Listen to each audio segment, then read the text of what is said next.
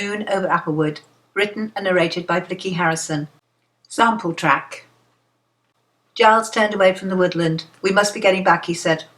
Cathy sensed his withdrawal and glanced back at the stone. It looked like an altar.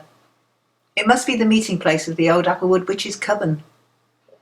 Cathy went to rest and woke to find the grey dusk of evening drawing in. She lay back and stared at the white ceiling. She realised the shock of her fall had made her sleep all day. Susan Rose entered, bringing her some supper on a tray.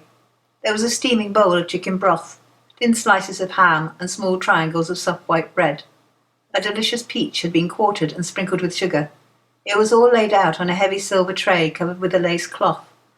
There was also a single white rose in a slim crystal vase. "Mr. Giles had me make it up for you, miss," Susan Rose said. "He picked the rose special like, and even cut up the peach himself." Cathy was touched by his kindness. "Please thank him for me," she said, beginning to sip the broth appreciatively. It was the night of the full moon, and Cathy was determined to go to the gathering to see if she could find proof that Sir Andrew was the traitor.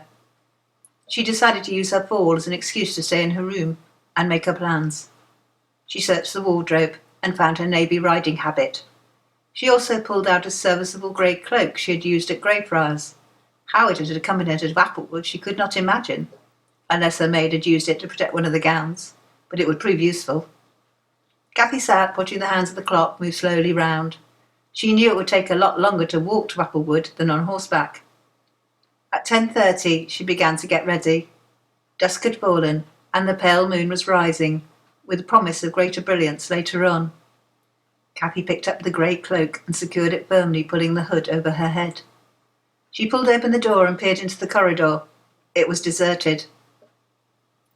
The candles in the wall sconces still burned brightly to light any late-to-bed guests on their way. Cathy paused on the threshold and then retreated back into her room. Hastily she pulled out some Applewood cork-headed writing paper, left for her convenience on the decorative lady's writing desk in the corner. She wrote a hurried note addressed to her brother. She informed him of her intended actions and propped the letter on the writing bureau. It was a fail-safe in case she didn't return.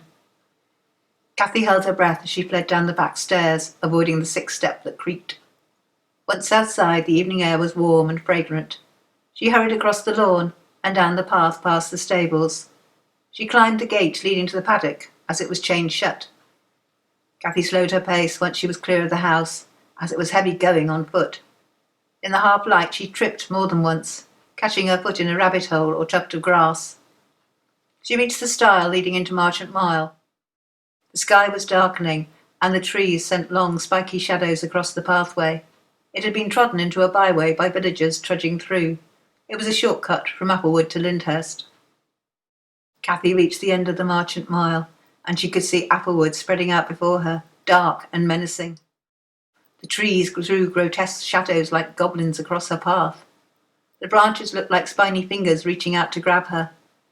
The moon had risen higher and burst upon Cathy as she reached the copse. She paused to get her bearings. She heard the jingle of a harness through the stillness of the night. A rider was approaching from behind. Cathy looked around for cover. She started to run through the trees in an effort to outpace the horseman coming closer and closer.